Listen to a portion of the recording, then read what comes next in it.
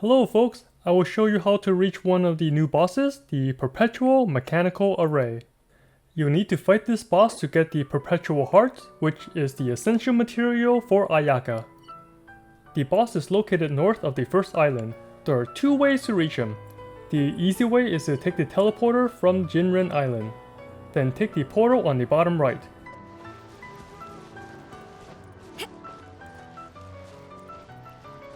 Just interact with this electro thingamajig and tether your way to the portal. It will send you straight to the boss. The problem with this route is the time it takes you to go from the teleporter to the portal.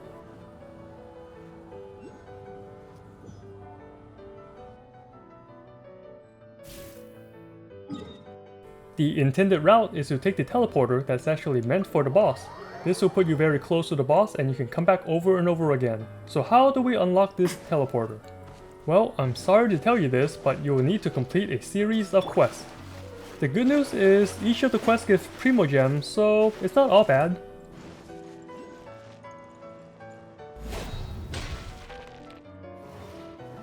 The quest chain starts in Konda village, where you talk to a Miko next to a small shrine. She will give you the quest, A Strange Story in Konda. There will be 3 NPCs that you will need to talk to. One of them is the old lady just north of the teleporter.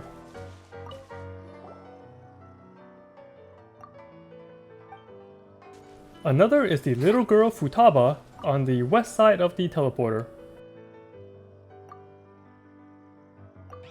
And the last one is the boy on the roof of the house to the east. Just point your camera towards the fish flags and you'll see the boy.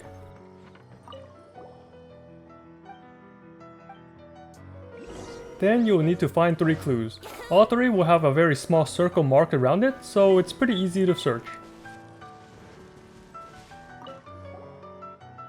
After finding the 3 obvious clues, go back to town and talk to the village chief. You'll need to present the 3 clues you found. The clues need to be in a certain order, but you can just keep guessing until you get it right. After that, go to the roof of the house and find a diary. After reading the diary, go to the new location and defeat the new samurais in that area. Then you'll need to dig in a spot between the rocks to get an old key. This key will unlock the well behind the village chief. Go down the well and use any non-electro, non-physical attack to destroy the rock. Then continue down. There will be some treasure chests and electro oculus that you can grab along the way.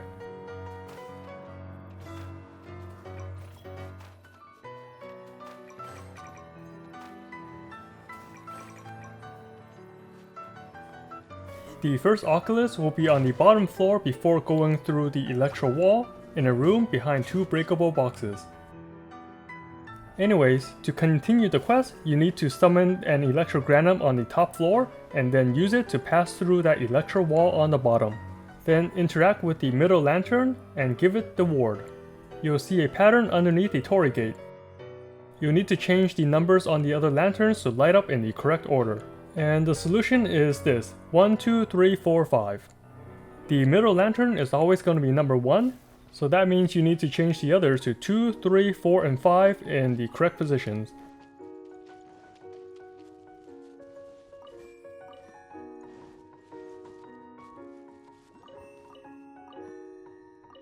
Once set, go back to the center lantern and pray. If you've done this correctly, an enemy will spawn. Defeat it and continue on the quest. After talking to the Miko, don't teleport away. There's another electro oculus inside the well, so grab that before you leave. Now you have the next quest, Sacrificial Offering.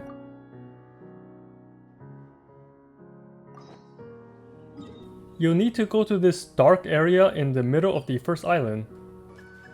Once there, you'll find 3 ghost priestesses.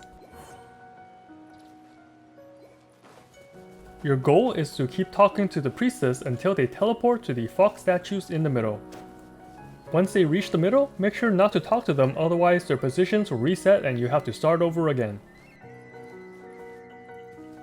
The priestess at this abandoned shrine will teleport to the roof, so go up to talk to her a second time.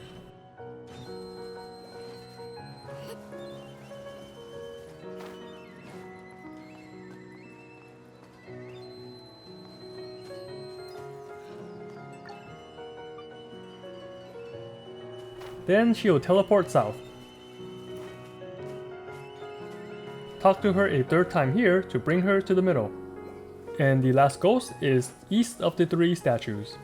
Next, examine the glowing spot in the middle.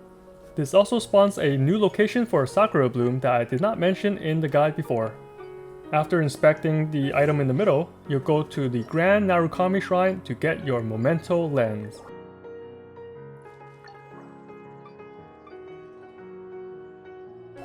This is a gadget that lets you interact with the tiny fox statues. Now we need to go back to the abandoned shrine again and use our new Memento Lens. There will be 3 tiny fox statues that you need to look at. Use your elemental sight to find them easier. The first one is located at the beginning where you saw your first Ghost Miko. Just use the Memento Lens after equipping it and you'll get the first line of the password, Narukami's Envoy. The second statue will be next to the large abandoned shrine.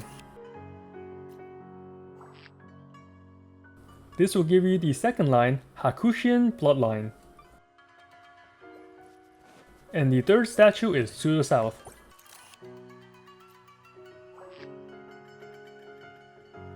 This will give you the third line of the password, Bring forth the fried tofu.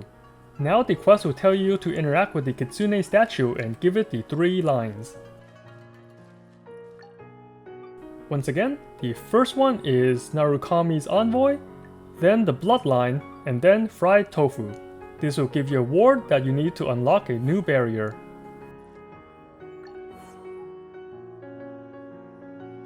Now you can teleport to the north side of the island. From here, you need to activate 4 Electro Totems.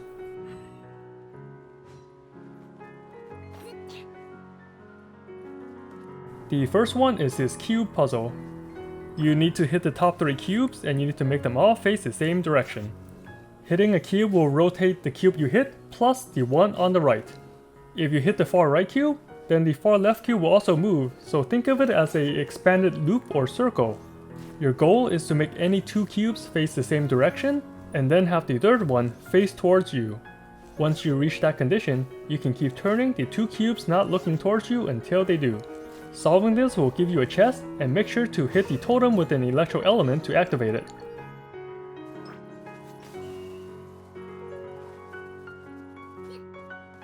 The second and third totem are next to the switch, no puzzle solving needed.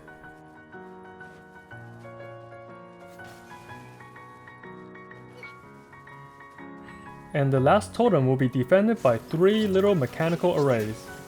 Defeat the 3, then activate the totem. Now go back and activate the switch we saw earlier. This will open up the well in the middle, so climb that and go down. Inside the well are 3 little fox statues. Use your Memento Lens to interact with all 3 foxes.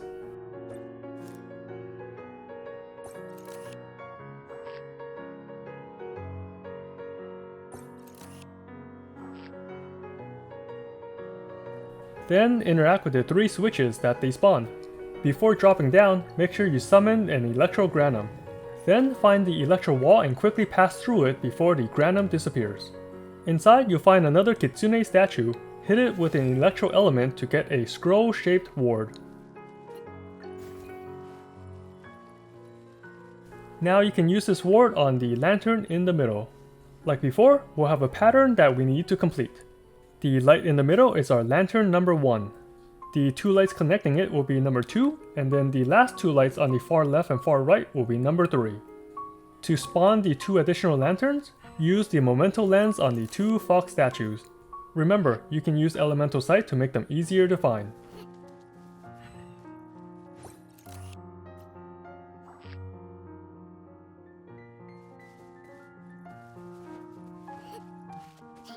Assign the 2 lanterns that used to be fox statues as number 2.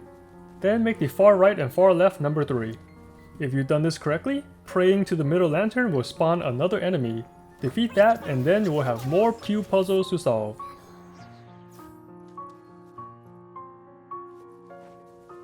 The cube puzzles will help us lower the water. The first puzzle is next to the water. Hitting 1 cube will also make the 2 adjacent corners turn as well. Your win condition is to make 2 of the opposite corners match the same direction as the middle cube.